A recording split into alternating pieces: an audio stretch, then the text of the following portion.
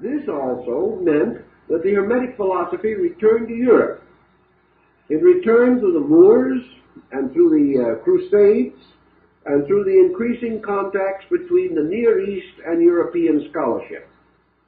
It came back to Europe, or reached Europe, in a blaze of glory. It became one of the great fashions and fads of the time, and Hermes grew in stature to such extent that he eclipsed even Aristotle for a while, and that was a considerable problem in eclipsing. Actually, however, in the interval, in its slow meanderings from Egypt via Arabia and into Spain, and from Spain up through southern Europe into the great centers of European culture in the medieval period, in this period of wandering, the Hermetic philosophy began to change its shape, change its presentation. Much of its so-called broadness was lost. The original books of Hermes came to be regarded as merely the outer surface of a larger literature, and the entire subject gradually emphasized its scientific import and became practically synonymous with medicine. Thus we have a complete literature dealing with the medical arts, and, of course, one of the prime elements in medicine, chemistry. Chemistry, of course, in those days was without boundaries such as we know now. Chemistry in China, in India, Arabia, was alchemy. And alchemy was a fantastic conglomeration of ancient beliefs and modern experimentation. The alchemists were not, by any means, a group of quacks, nor were they an assembly of madmen. They were devout persons, serious scholars, deep thinkers. And in their thinking and in their speculations, Hermes became their patron saint. And this ancient philosophical personality ultimately dissolved to become the symbolic figure of Mercury, Quicksilver, a chemical element.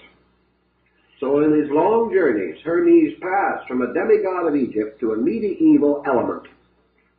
Now that was quite a trip. This is where I have my effect, in the mind. This is lysergic acid diethylamide, better known as acid. The powerful drug was first synthesized in 1938 in Switzerland. With a dose of mere micrograms, the mind becomes confused. Perception is distorted. Personal identity is called into question. The results can be euphoric bliss or deadly panic. White takes meticulous notes and files his reports to his CIA handlers.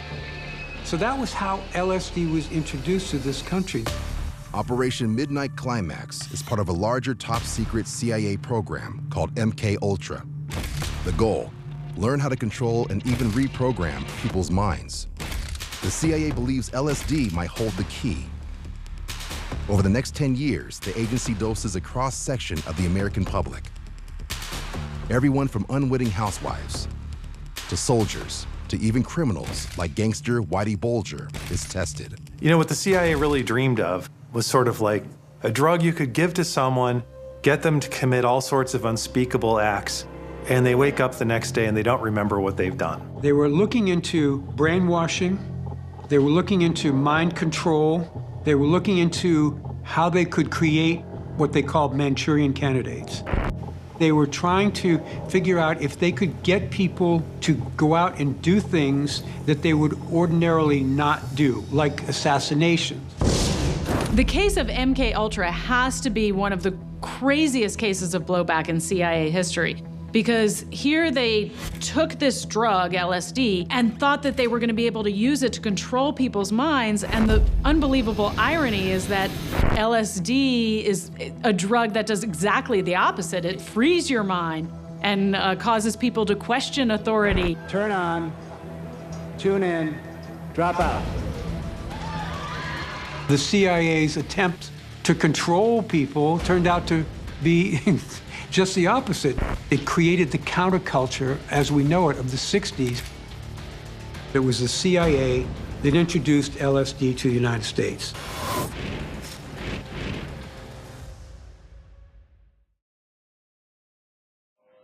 The 1983 TV movie Special Bulletin about terrorists exploding an atomic bomb in Charleston, South Carolina, prompted numerous calls to stations across America from people who wanted to know if it was real.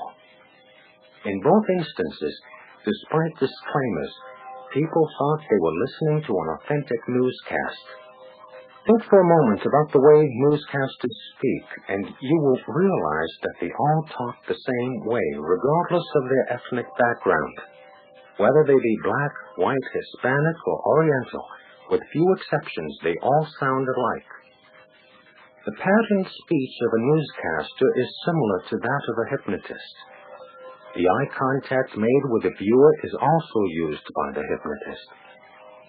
Emotions can be stirred, attitudes and states of mind revealed by nuances of tone and variation in vocal quality.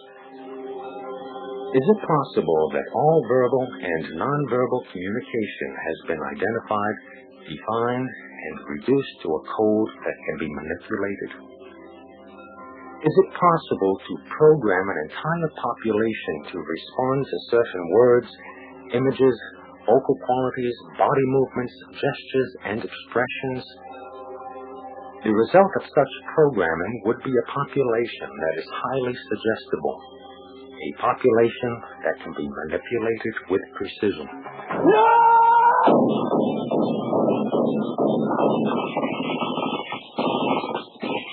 Numerous motion pictures have precipitated violence over the years. The Warriors, one of a number of movies about street gangs, was followed by a rash of violence in cities across the nation. Approximately 28 people died playing Russian roulette in response to seeing the deer hunter. The press reported that John Hinckley Jr. told his attorneys that the idea to assassinate President Reagan came to him after seeing the movie Taxi Driver. The Supreme Court has consistently expanded police powers and governmental authority while curtailing individual rights, thus enacting into law principles much like those presented on TV crime programming. The relationship between the increase in crime and the decrease in individual rights is a classic example of the Hegelian principle of bringing about change in a three-step process. The first step is to create a problem. The problem in this case is the increase in crime brought about in part by mass media programming of criminal behavior, making violence an acceptable means of problem solving, especially among young people. The second step is to create opposition to the problem.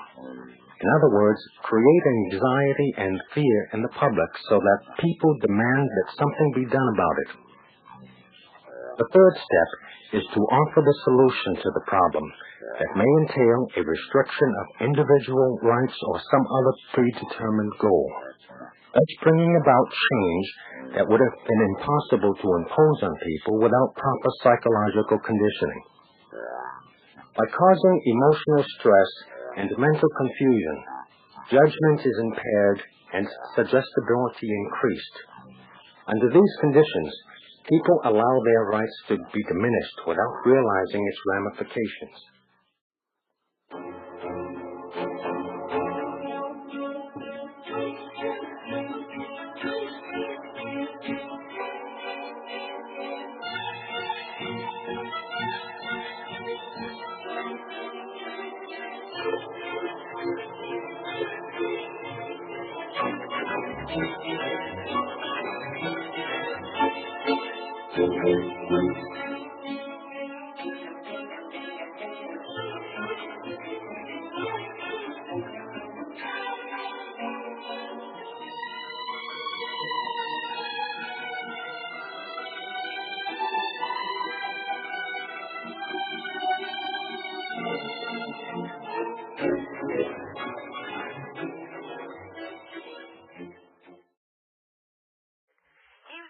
They're sincerely concerned about about Whitewater and the effect of Whitewater on Clinton, because they've set up everything. That's why they framed O.J. Simpson, and that's why every single moment of every day, that's all you see on every single channel on TV, that's all you hear on radio everywhere across this country. Pull that wide open. Is O.J. Simpson. Do you know that Clinton played golf with O.J. Simpson 3 months ago? Yes, I did. Do you know that O.J. had a cocaine habit and ran in many of the same circles as our cocaine dealers? Yes, I did. I also know that he was framed. O.J. Simpson didn't kill anybody that night, but... Have you noticed what the SOC units wear? They wear black ski masks. Mm-hmm. And they carry military-style knives. Mm-hmm. And there just happens to be a policeman there who thinks that somebody might be in trouble in that house. And just happens to be a bodyguard that works for L.A. police. Yeah, and Vince Foster's murder, nobody's asking about that anymore. Nobody's listening to anything about Whitewater anymore. Nobody cares if we invade Korea or Haiti anymore. The only thing that the American sheep will care about is if O.J. Simpson is or is not guilty. And I think it's a pretty foregone conclusion that when he wrote those letters saying, leave my kids out of it, he was certain that the same fate would befall his kids as it happened to his ex-wife. Mm-hmm. If he didn't toe the line, and that's what he's doing, because he's got enough guts to do that. And God help him, because he's been set up. I'm as sure of it as I'm sitting here. Absolutely. And I think we should reveal who it is, because I've been revealing a lot of stuff about CIA and the different people connected with this mafia of federal agents that run drugs in this country, and that's what we're talking about here. Mm-hmm. That crowd. I got a letter from one of the SOC units today that identified the murderer of Karen Silkwood as Keir McGee. And I think we can find the murderer of O.J. Simpson's wife if we look hard enough. Well, I think that it's not going to be that hard if people will turn their attention away from all the bullshit and start doing what they should be doing and using their brains.